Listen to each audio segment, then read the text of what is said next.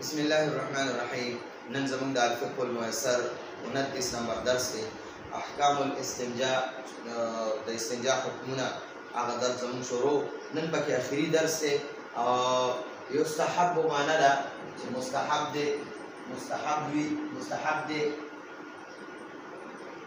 مستحب معنا ده پسندیده عمل دی. ان معنا ده چې یستنجیا استنجا وشي، استنجا کوي.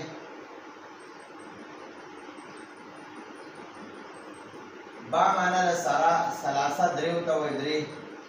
احجار دا د حجر جمع ده، حجر یو کاڼي ته وایي احجار، او دلته ورته وایي ثلاثه احجار، درې کاڼي، درې کاڼي.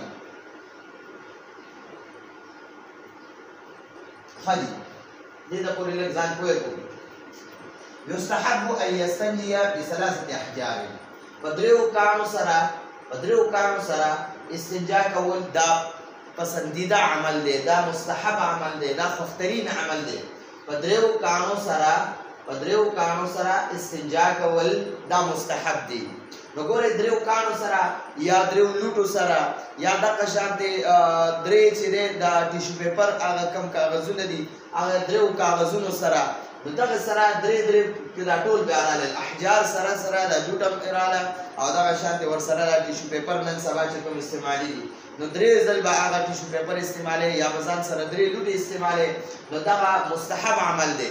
او که چېرته په یوه لوټه باندې صفایي راله هم کافي ده، او که په دوو باندې راله هم کافي ده، او که په دا درې مستحب عمل دی. خو که په دریو سره هم صفایي رانله، نو ته نوره زیاتي استعمالولی شي، زیاتي لوټه، زیاتي ټیشو پیپر، زیاتي کاڼی. خو داسې کاڼي نه به ځان ساتي چې هغه نوکدار نه وي، هغې هغه سوکي نه وي، او بالکل او نه ډېر زیات یعنې مین نه وي، ډېر هغه اوار نه وي، نو داسې کاڼی به هم نه استعمالوي. نو په دریو کاڼو سره استنجا کول وایي دا مستحب خوښترین عمل دی. خو که په یو باندې د صفایي راله هم کافي ده. بیا وایي ویجوزو او کافي کېږي، ویجوزو او جایز کېږي. و معنا ده او دا له ښکته لیکلی دی. یجوز معنا ده جایز کېږي. اقتصار معنا ده اکتفا کول، صبر کول، بس کول. ٹھیک شوه؟ نو یا دلته کې ورته ووایو صبر کول. علا معنا ده باندې، او حجرین دوه کاڼي یادوي، دوه حجرین. حجر یو ته وایي، حجرانې او حجرینې دا دوو ته وایي، او احجار ډېرو ته وایي، دوه کاڼي. او معنا ده یا. علا معنا ده باندې، حجر واحد،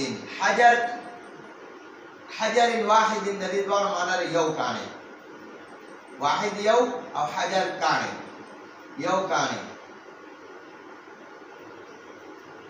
ګورئ جی، ويجوز الاقتصار على حجرين او على حجر واحد.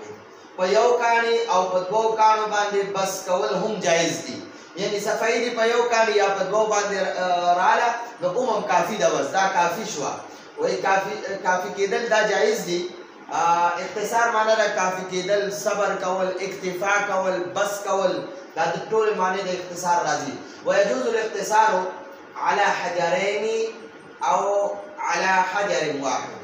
یو کاڼي سره دا یا یو کاڼي باندې یا په دوو کاڼو باندې اکتفا کول جایز کېږي، جایز ده. په یو کاڼي یا په دوو کاڼو باندې اکتفا کول جایز ده. مثلا په یو کاڼي کې صفایي راله هم بس دا جایز ده، بل دویم مه استعمالوه. او که په دوو باندې دې راله هم جایز ده، او که په دوو رانله نو په دریو باندې خو خامخا راځي. نو که په دغه هم رانله نو بیا ته څلورم هم استعمالولی شي، پنځم هم استعمالولی شي. ښه دي. بیا ګورئ، په حدیث کې راځي، نبي علیه الصلاة والسلام فرمایي وایي کله چې تاسو استنجا لپاره کاڼي استعمالوئ، نو په طاق عدد کې استعمالوئ. نو طاق عدد دغه صرف موږ ته اشاره کړې ده، حدیث پاک کې راځي. نو ځکه کوشش کول پکار دي چې درې کاڼي یا یو کاڼي، په یو کاڼي دې صفایي راله نو بس هم کافي ده. یا که په یو رانله نو درې استعمال کړه، که درې نه پنځه استعمال کړه. یا چې څومره ته استعمالولی شي، ته یو هم استعمالولی شي، دوه هم استعمالولی شي. خو مستحب او ښه عمل دا دی چې طاق استعمال کړي. اذا معنا کله چې حصلت معنا حاصل شي، نظافت معنا صفائی،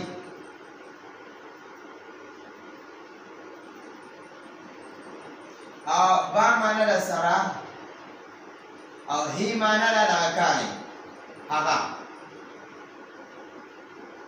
اذا حصلت النظافه به کله چې دغه کانو سره هر کله چې دغه کانو سره پاکی صفائی حاصل شو، هر کله چې دغه کانو سره صفائی حاصل شو،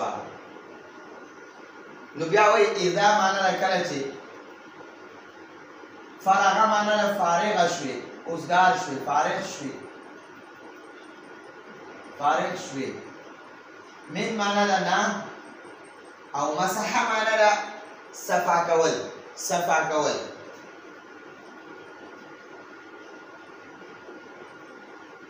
با معنا سرا حجر کاڼې،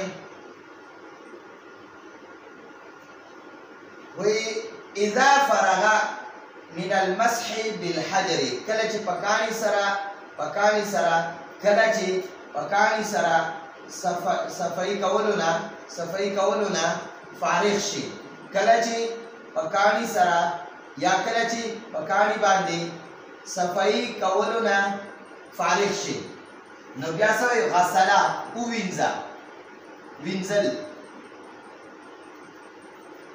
وینزل ید لاس، او هو معنا خپل، اولا معنا مخکی اول موږ پښتو کې ورته اولم وایو، مخکې مو ورته وایو اول.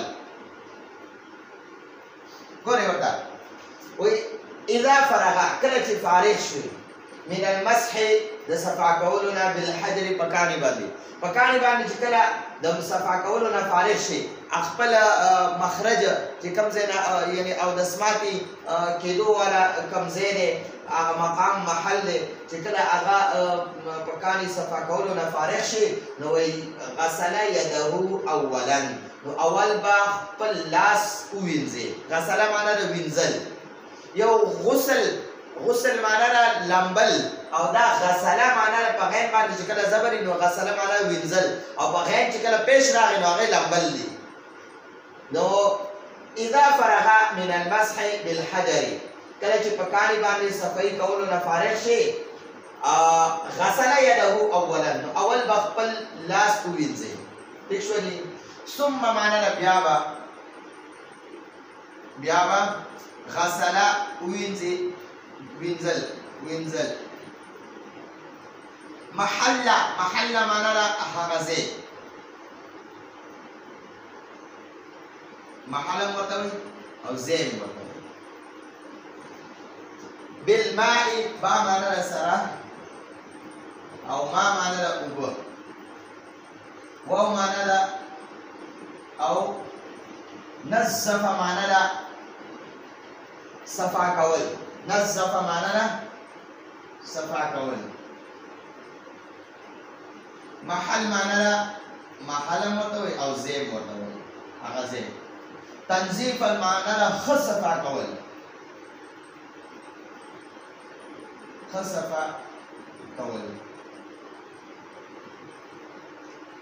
دا مطلق ته مفعول مطلق ته دا دغه لپاره راځي، د یعنی د تاکید د لپاره راځي.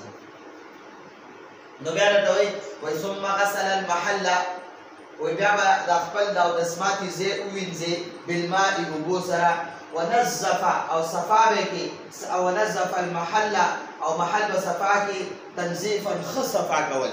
مطلب دا دی ونظف المحل تنظیفا، او دغه ځای به ښه صفا کې، داسې ترجمه وکړئ.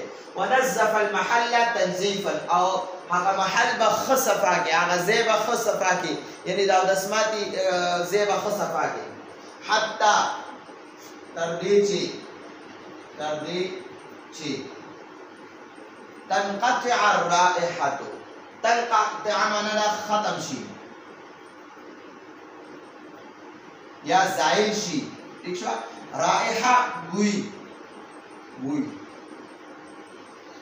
نو تا ته وایي ثم غسل المحل بیا به هغه محل ووینځي یا ځای به ووینځي بالماء اوبو سره اول څه وایي اول به په کالي سره یا لوټه سره یا ټیشو پیپر سره صفایي خپله وکړي خپل ځان به صفا کړي بیا به او د هغې نه پس به بیا خپل لاسونه ووینځي ٹھیک شوه بیا به د هغې نه پس ثم غسل المحل بالماء او بیا به خپل ځان په اوبو سره صفا کړي او ونظف المحل تنظیفا او دا ځای به ښه صفا کړي یعنې د اودسماتي کې چې کوم ځای دی اودسماتي کوم هغه لاره ده هغه ښه صفا کړي حتی تنقطع الرائحة تر دې چې تنقطع الرائحة بوی ختم شي چې کوم د اودسماتي نه پس د انسان نه کوم بدبوی ځي چې هغه ختم شي واو معنی ده او اذا معنی ده کله چې فرغه معنی ده فارغ شي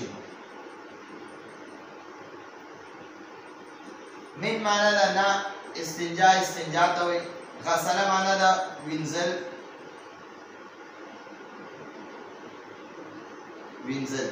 ید معنی ده لاس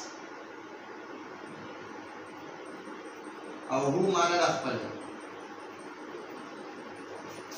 واو معنی ده او دلکها معنی ده مگل داسې لاس مگل ٹھیک شو نو دغه ته اردو کې رګړ نه وایي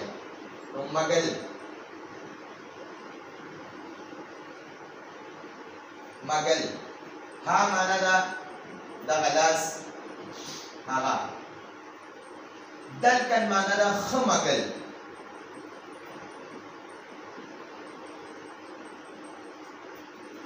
حتی تر دې چې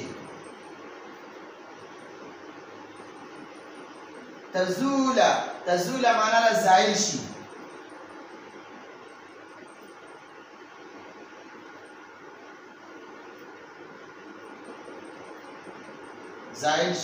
یا ختم شي رائحه معنی ده بوی حاجی اوس وورئ وایي واذا فرغ او چې کله فارغ شي من الاستنجاء د استنجا نه غسل یده نو خپل لاس په وینځي ودلکها او د لاس په اومږي دلکن ښه مږل یعنې ودلکها دلکن او د لاس په ښه اومږي ودلکها دلکن معنی ده لاس په ښه ومږي او هغه به ښه ومږي حتی تزول الرائحه تر دې چې تزول الرائحه دا بوی زائل شي بوی ختم شي ٹھیک شو جی نو دلته کې موږ ته وایي چې یاره په دریو کاڼو سره یا په دریو لوټو سره یا د ټیشو پیپر هغه درې کاغذو سره صفایي دا مستحب ده بهتر عمل دی او وایي که چېرته کله چې وایي په یو کاڼي سره یا په دوو کاڼو سره صفایي حاصلېږي نو بیا وایي په دغه باندې اکتفا کول هم جایز دي ٹھیک شوه بله مسله راته وایي واذا فرغ من المسح بالحجر وایي که کله چې فارغ شي په کاڼي باندې د مسح معنا د صفایي کولو نه کله چې خپله صفایي په کاڼو باندې په کاڼي باندې کولو نه فارغ شي نو غسل یده اولا نو اول به خپل لاس ووینځي ثم غسل المحل بالماء وی بیا به خپل د اودسماتي ځای په اوبو سره ووینځي ونظف المحل تنظیفا او د اودسماتي ځای به ښه صفا کړي ښه به یې صفا کړي حتی تنقطع الرائحة تر دې چې بوی لاړ شي ختم شي واذا فرغ من الاستنجاء کله چې د استنجا نه فارغ شي غسل یده اول به خپل لاسونه ووینځي